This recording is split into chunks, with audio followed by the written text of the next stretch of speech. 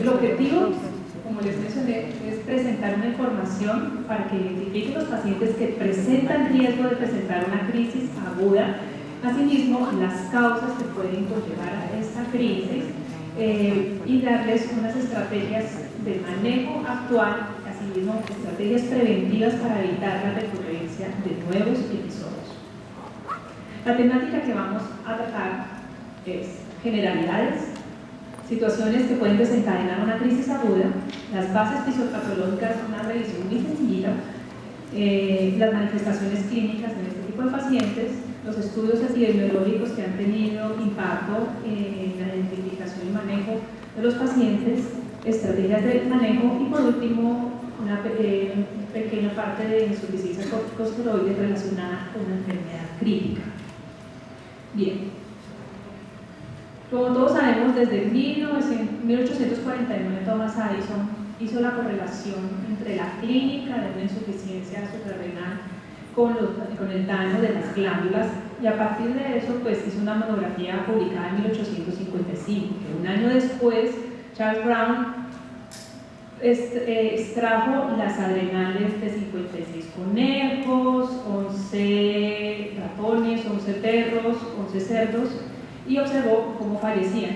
De ahí salió la hipótesis, la adrenal tiene el extracto de la vida. Así, siguieron las investigaciones y a partir de 1936 Kendall aisló por primera vez la forma cristalizada de la corticosterona, que la denominaban el extracto de Kendall. ¿Sí? Y posteriormente, en 1946, con el laboratorio Sumer, desarrollaron por primera vez la molécula extraída de la deoxycorticosterona, que posteriormente fue publicada 10 años después del descubrimiento, es decir, en 1949, en la clínica Mayo para el tratamiento de la artritis reumatoide. Asimismo, pues, antes de los años 50, la sobrevida de un paciente con insuficiencia adrenal tan solo era del 20%. Ya pues con los tratamientos esta sobrevida ha disminuido, pero todavía sigue siendo alta para todo lo que podemos hacer por ellos. Entre las causas más importantes, inicialmente la tuberculosis. La tuberculosis era la principal causa de este hallazgo. Ya actualmente las enfermedades autoinmunes han cobrado gran importancia. Bueno, ¿cómo se define una crisis adrenal? En general es un daño mayor del estado de salud con al menos dos de los siguientes síntomas: hipotensión, náuseas o vómitos, fatiga severa, fiebre, somnolencia, hiponatremia, es decir, menos de 232 milimoles por litro, o hipercalemia e hipoglucemia, que mejora tras la administración parenteral de glucocorticoides. Esta definición ha sido dada por Aliorio, que es el principal investigador de la enfermedad adrenal, especialmente aguda, en Europa, en Alemania específicamente, que ha participado en múltiples estudios, ha hecho múltiples, también ha participado en las guías, inclusive en las actuales del 2016. Y él mismo pues propone una graduación de la insuficiencia adrenal de acuerdo a los escenarios donde se encuentra. El grado 1, los pacientes que solamente requieren el manejo en casa, porque desde la casa se puede dar el manejo. Pacientes grado 2 que requieren manejo hospitalario, grado 3 que tengan que ser admitidos a cuidado intensivo, y ya finalmente el grado 4 que es la muerte por una crisis adrenal. Si bien pues esto no tiene estudio ni evidencia científica, pues es una manera práctica donde podemos clasificar a nuestros pacientes. Bien, entonces con respecto a las situaciones desencadenantes, se van también varios escenarios. Uno son los pacientes que presentan por primera vez la crisis, la insuficiencia adrenal aguda del dolor, que la descubre, que es el 50% de pacientes lamentablemente, porque de pronto o no tienen acceso a los servicios de salud o los síntomas han sido tan vagos que se confunden con otras enfermedades, pérdida de peso, anorexia, náuseas, hiperpigmentación, que a veces no ponemos atención y resulta desencadenándose una crisis adrenal aguda tras un proceso infeccioso o un estrés agudo. El otro escenario son los pacientes con insuficiencia adrenal primaria, que ya son conocidos, a quienes no ajustaron la dosis de corticosteroides tras un estrés agudo, o o simplemente sí la recibieron, pero como presentó episodios repetidos de mesis, no la absorbe y presenta la crisis adrenal. El otro escenario son los pacientes que de manera aguda tienen un daño adrenal bilateral, ya sea por infarto o hemorragia suprarrenal, que vamos a ver más adelante. Los otros son pacientes que tienen insuficiencia suprarrenal secundaria aguda, es decir, el síndrome de China, que es la hemorragia postparto que produce un infarto en la hipófisis, o pacientes con insuficiencia adrenal terciaria, es decir, pacientes bajo terapia corticoide por múltiples enfermedades, ya sea asma, artritis reumatoidea, entre otras, que presentan un estrés agudo y no se le hace tampoco el ajuste necesario de los medicamentos. Y finalmente, pacientes que por algún motivo, ya sea por su propia voluntad o por una indicación médica inadecuada o de nuevo familiar inadecuada, abandonan abruptamente la corticoterapia. Bien, entonces, el daño adrenal bilateral se presenta tras estos tres factores de riesgo. Uno es la hemorragia debido a un trauma cerrado, infecciones por VIH, infecciones fúngicas como la meningococcemia o la coccidioidomicosis, pacientes también, pero también se han descrito infecciones por pseudomonas y tuberculosis. La otra son pacientes que tienen riesgo de coagulopatía, ya sea por una coagulación intravascular debido a una sepsis, pacientes con quemaduras extensas, pacientes que han sido sometidos a anticoagulación que desarrollan una trombocitopenia por la heparina y pacientes con síndrome antifosfolípido. Y finalmente, pacientes con cirugías mayores posoperatorios que pueden presentar, tras una hipovolemia, una isquemia adrenal bilateral. Pero también es importante que tengamos en cuenta los medicamentos que están implicados en las crisis agudas. Esto es, pacientes que ya tienen insuficiencia adrenal conocida o no conocida, pero ya tienen la enfermedad en curso y son sometidos a estos tratamientos. Importante que quiero resaltar, que los pacientes que están implicados en el metabolismo de la proteína P450, que induce el metabolismo de los corticoides, así como inhibe también su síntesis, cobran gran importancia. Entonces, los pacientes que tienen tuberculosis, que probablemente tengan daño adrenal, es importante tener mucha precaución cuando se les va a empezar rifampicina, porque esto también puede desencadenar una crisis aguda. Lo mismo los tratamientos anticonvulsivantes. Todo paciente con insuficiencia adrenal crónica que va a recibir tratamientos con ketoconazol, fluconazol y traconazol también tienen que recibir ajustes de dosis o una vigilancia estricta. Pacientes con VIH que van a recibir terapia con ritonavir también. Y muy importante tener en cuenta la aceleración del metabolismo periférico de los glucocorticoides debido a la hormona tiroidea, ya sea endógena por una tirotoxicosis o que se le empiece terapia por hipotiroidismo en un paciente que ya tenía insuficiencia suprarrenal y no se le ha empezado el tratamiento o no se le ha ajustado el tratamiento. Esta es una lista de medicamentos que está publicada en Orphanet de las guías francesas, en las que pues mencionan en general muchos medicamentos implicados en el desencadenamiento de una crisis aguda. También vale la pena resaltar este tipo de sustancia, que los medicamentos, una hierba que aquí ya denominan la hierba de San Juan, que utilizan para el manejo del estrés, que también puede desencadenar una crisis aguda y obviamente un alcoholismo crónico significativo. Bien. Entonces, ¿cómo se comportan los glucocorticoides? Glucocorticoides ingresan a la membrana celular donde se unen con las proteínas chaperonas o de estrés agudo, unidas con la P23, que mantienen inactivo el receptor de glucocorticoide. Pero tras unión, estos dímeros se disocian y se activa el receptor. Una vez activo el glucocorticoide con el receptor del glucocorticoide, va a haber una inhibición de las vías inhibitorias, especialmente por bloqueo del factor nuclear kappa beta, que es el que origina la síntesis y liberación de las citoquinas inflamatorias, que son las que nos causan el daño en los órganos blancos. Y adicionalmente pues ingresa el receptor del glucocorticoide ya dimerizado para activar pues todos los procesos implicados en el metabolismo de los glucocorticoides y la acción periférica de los glucocorticoides, como es la glucogénesis, etc. Entonces, cuando hay un proceso infeccioso agudo, Si bien hay una liberación de citoquinas inflamatorias como el factor de necrosis tumoral, la interleuquina alfa y la interleuquina 6, también esta misma liberación más el proceso infeccioso aumenta la secreción de cortisol bajo condiciones normales. Por lo tanto, va a haber un bloqueo de ese efecto tóxico de las citoquinas inflamatorias y si bien el mismo efecto tóxico puede generar una resistencia a los receptores de los glucocorticoides, esto se va a ver compensado por el aumento de la secreción del cortisol, es decir, va a haber más cortisol disponible para esos receptores resistentes. Situación contraria que se presenta cuando hay una enfermedad suprarrenal, una falla renal, en la cual ya no hay, o sea, el cortisol disponible es cero o no presenta cambios y por lo tanto esa liberación de citoquinas se va a ver cada vez más aumentada. No va a haber un efecto compensador en la acción de los receptores de los glucocorticoides, aumenta el efecto tóxico y todo esto va a desencadenar la crisis adrenal.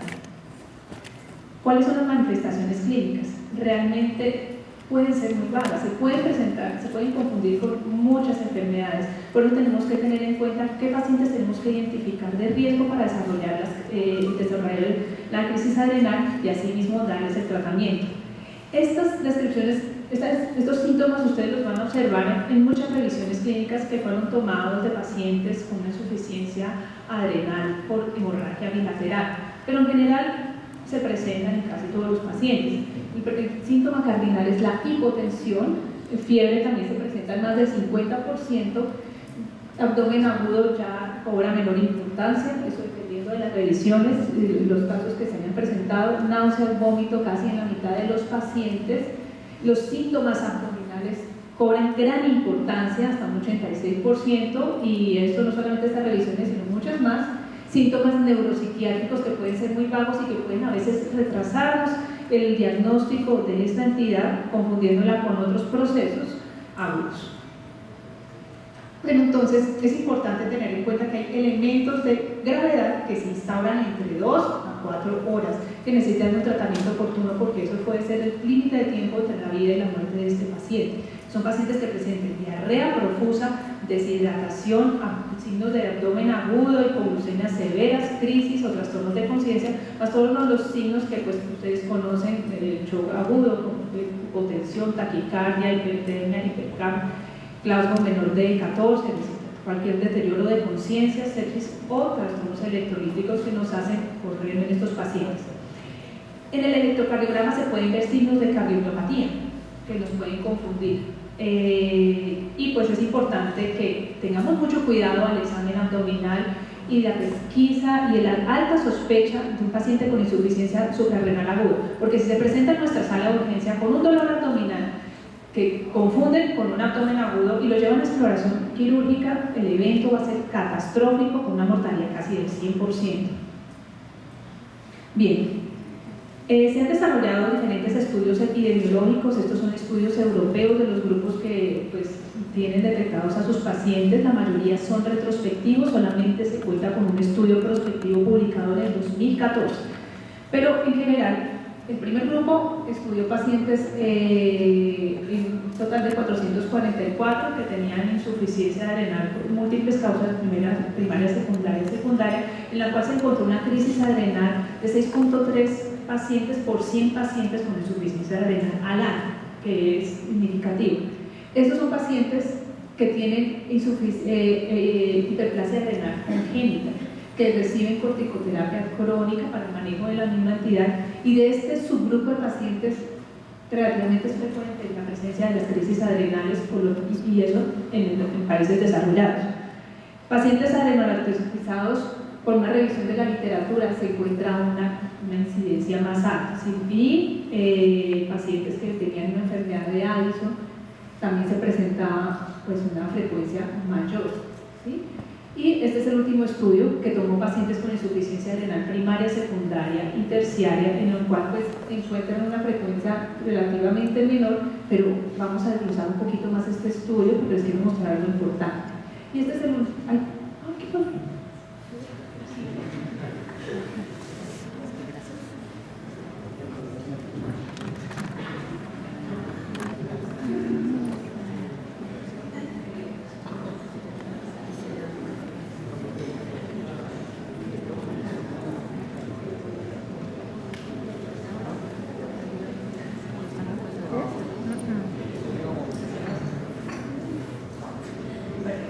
¿Qué?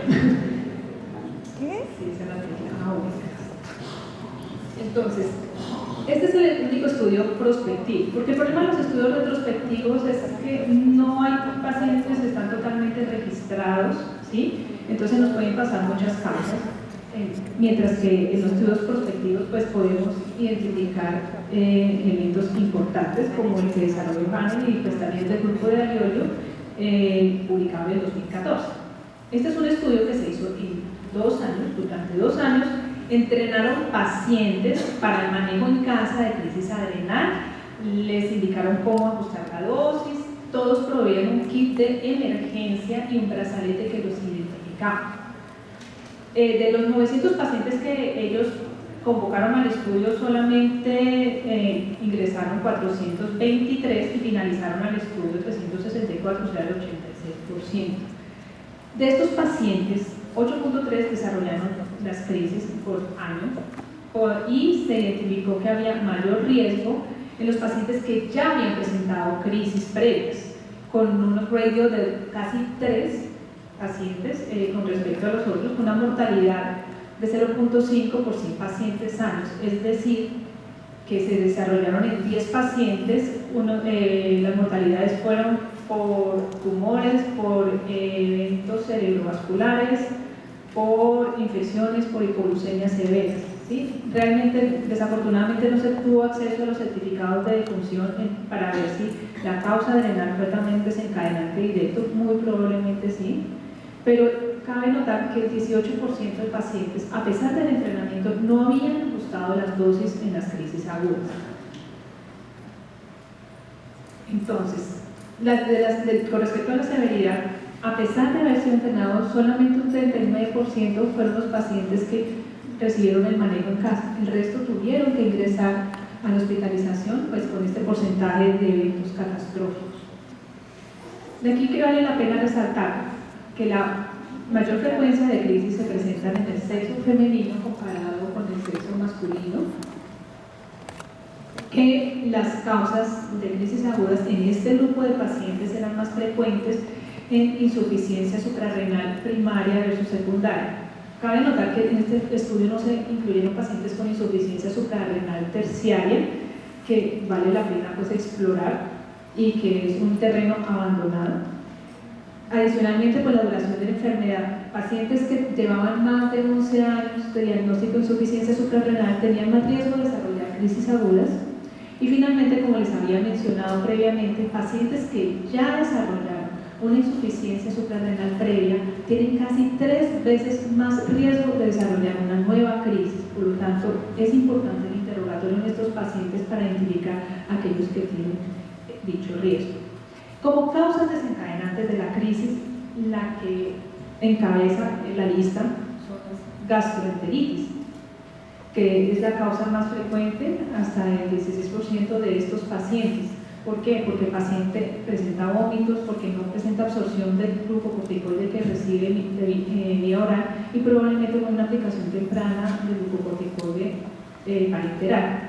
Pero en general las infecciones cobran gran importancia como causas principales de las crisis adrenales agudas. Este es el otro estudio publicado en el 2016 que sí tomaron pacientes con insuficiencia adrenal primaria, secundaria y terciaria, en la cual, una vez más, los procesos infecciosos son los principales desencadenantes de las crisis agudas. Los otros pues fueron relacionados con perioperatorios o desconocidos. En ellos, los factores de riesgo en los análisis univariados se resaltó que había mayor frecuencia de crisis adrenales en pacientes con insuficiencia suprarrenal terciaria, es decir, pacientes bajo corticoterapia crónica que probablemente no ajustaban las dosis porque nunca los han entrenado para ello. Y como otros factores de riesgo que cobraron importancia, que no se presentaron en el estudio anterior, la presencia de comorbilidades, enfermedades cardiovasculares, neurológicas que limitaran pues, el acceso y el ajuste de los tratamientos, enfermedades pulmonares que probablemente podrían estar también exacerbando estas crisis sin ajuste de los medicamentos, y la presencia de diabetes insípida. ¿Por qué? Porque probablemente tras una crisis hay mayor riesgo de deshidratación. Entonces, finalmente, cuando comparamos los estudios Una vez más, las infecciones gastrointestinales son las principales causas de las crisis agudas, y los procesos infecciosos en general también cobran una gran importancia, ¿sí? También es importante resaltar, nos vamos a volver un poquito, quiero resaltar esto que a veces no lo tenemos en cuenta y puede ser muy importante. El estrés emocional en el estudio prospectivo cobra una gran importancia. Es decir, no puede que no tenga una enfermedad, pero al paciente se le murió un ser querido y con el estrés agudo puede desarrollar una crisis adrenal. Entonces tenemos que tener mucha precaución también bajo estos otros tipos de causas de estrés agudo.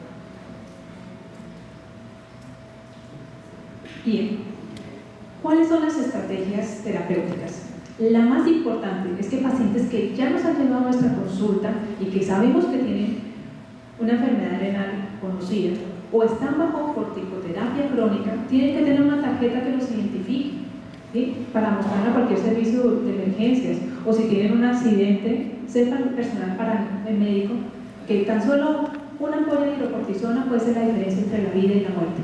Entonces, todo paciente que nosotros veamos deberíamos identificarlos con unas tarjetas. Ese es el tipo de tarjetas que se utiliza en general en la Unión Europea, hay que estar traducidas en diferentes idiomas, pero nosotros podemos desarrollar nuestra propia tarjeta o la adaptación o imprimirles algo y decirle al paciente que lo lamine y siempre lo porte en su billetera. También ellos han desarrollado brazaletes que los identifican como pacientes con insuficiencia adrenal, que tienen llamadas estrategias de manejo dirigido.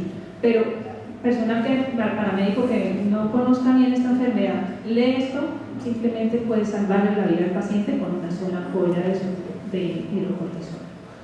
También es importante, los invito para que copien, anoten las referencias y todo esto, enseñarles a nuestros pacientes cómo ajustar las dosis de hidrocortisona, prednisolona bajo un estrés agudo. Cuando el paciente tiene fiebre y la temperatura es mayor de 38 grados, dupliquen la dosis que están recibiendo crónicamente. Y si es mayor de 39, la triplican hasta que el paciente haya recuperado ese proceso febril. Es importante advertirle al paciente que aumente la ingesta de hidroelectrolitos. Si el paciente presenta náuseas severas o tiene un estrés severo, pueden tomar 20 miligramos de hidrocortisona o la dosis equivalente inmediatamente bajo ese estrés para evitar esas crisis. Ejemplo, el estrés emocional, un accidente, un dolor agudo. Pero si el paciente presenta emesis profusa que limita la absorción de los corticoides orales, aplicar 100 miligramos de hidrocortisona les puede evitar el desarrollo de una crisis aguda e inmediatamente contactar el servicio de emergencia para que haya tratamiento oportuno a lo que está desencadenando las crisis. Adicionalmente, es importante que nosotros prevengamos las crisis agudas cuando tenemos procedimientos programados. Hay la importancia de médicos internistas que son los que nos llegan de la referencia, nos refieren los pacientes para autorizar la cirugía. Si sabemos que nuestro paciente ya tiene insuficiencia suprarrenal o está bajo corticoterapia crónica, el paciente con artritis, con lupus, con EPOC, etc. Si va a ser sometido a un estrés agudo, pero es menor o moderado, cirugías ambulatorias, procedimientos dentales que en ellos también se han descrito crisis agudas, la administración de hidrocortisona entre 25 y 75 miligramos cada 24 horas entre 1 y 2 días es suficiente para prevenir la crisis aguda. ¿Sí? Sin embargo, pues estas dosis, o sea, no hay una estandarización como tal de dosis, porque no hay estudios que nos digan cuál es la dosis ideal, pero ha sido pues bajo la experiencia de todos los grupos que manejan principalmente sobre la enfermedad adrenal, con las opiniones pues, de importancia.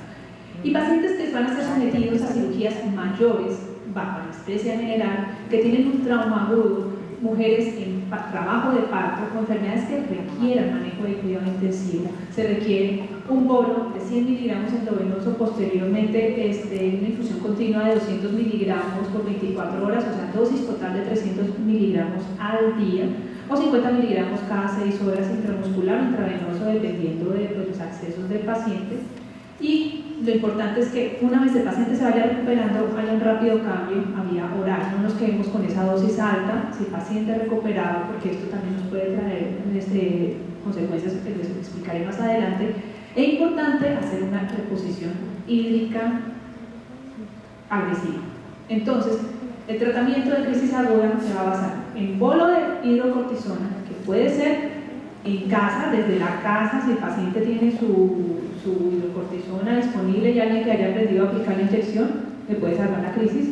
O endovenosa, si ya está en un servicio de urgencia, en una institución hospitalaria, seguido de una infusión de 200 miligramos, y se va reduciendo a medida que se vaya recuperando el paciente, pues a 100 miligramos al día hasta la dosis que recibía el paciente. Crisis aguda. Se necesita también bolo de cristaloides, 1 litro en la primera hora con infusión continua de acuerdo al peso del paciente. Y si se presenta una hipoglucemia severa, hay que administrar entre 0.5 a 1 gramo por kilo de peso corporal de dextrosa hasta una dosis máxima de 24 gramos. Obviamente el monitoreo que requiere el paciente y los estudios pues, de causa secundaria. Importante, dosis mayores a 300 miligramos al día no van a traer más beneficio, pero sí mucho riesgo. Si bien es claramente descrita la neuropatía en el cuidado crítico, pacientes que después de una crisis aguda, de una sepsis severa, no pueden salir, se quedan paralizados solamente hasta el visto que no mueven los ojos. Entonces, en insuficiencia renal no necesitamos más de 300 miligramos al día. Entonces, evitemos esos manejos que previamente manejaban, pues recomendaban para las crisis. Con esto podemos pues, manejar adecuadamente el paciente. Y obviamente el riesgo de las infecciones asociados también a estos manejos. Bien, importante también tener en cuenta la tabla de ajustes de corticosteroides para que nosotros podamos hacer los ajustes necesarios de acuerdo a la terapia que recibe el paciente. Entonces, paciente, si no tenemos disponibilidad de hidrocortisona y el paciente todavía está tolerando la vía oral, podemos darle aquí 5 veces más la dosis que recibía de prednisolona para darle pues la dosis correspondiente de hidrocortisona. Pero ojo, pacientes que están bajo manejo con metilprednisolona, betametasona, dexametasona, no se van a beneficiar de ningún ajuste de dosis porque estos medicamentos no tienen actividad mineralocorticoide, ¿sí? Y tener en cuenta que nosotros, si es un paciente con insuficiencia suprarrenal primaria que estaba en tratamiento con prednisolona y fludrocortisona, con dosis mayores de hidrocortisona mayor de 50 miligramos al día, no hay necesidad de adicionar fludrocortisona porque ya tenemos nuestro efecto mineralocorticoide. Si ya estamos descendiendo las dosis, ya es obligatorio adicionar la fludrocortisona para dar este reemplazo a los pacientes. Bien, otra entidad que es importante identificar es los pacientes con choque séptico, es decir, la insuficiencia corticosteroide relacionada con enfermedad crítica. Es, digamos que obsoleto relativamente decir, es que tiene insuficiencia renal relativa o absoluta en un paciente crítico. Estos términos ya están en desuso. Básicamente, paciente crítico se define como una actividad corticoide celular inadecuada para la severidad de la enfermedad del paciente. ¿Por qué? Porque hay un daño ya en los factores de transcripción de los glucocorticoides, hay una resistencia a los receptores de los glucocorticoides, un aumento en la degradación y del metabolismo del cortisol a cortisona, que es la forma inactiva, entre otros, ¿sí? Por lo tanto, ¿cuáles son las recomendaciones en ya los pacientes que les llegan a ustedes en cuidado intensivo? Pacientes que tengan un shock séptico, que tengan falla al manejo con cristaloides y vasopresores, sin pensar, ya son candidatos para manejo con hidrocortisona. No tenemos que hacer pruebas especiales diagnósticos. Si de pronto hay un paciente que dudamos, que tiene una fiebre inexplicable, trastornos de conciencia, y como que sí, como que no, también la otra manera de diagnosticarlo es hacer en cualquier momento una medición de niveles de cortisol, pues los basales que sean menores de 10 microgramos por decilitro, o tras una aplicación de 200 microgramos de ACTH de corticotropinas que se presente un delta, o sea un cambio en los niveles de cortisol que sea menor de 9 microgramos por decilitro. Pero ojo,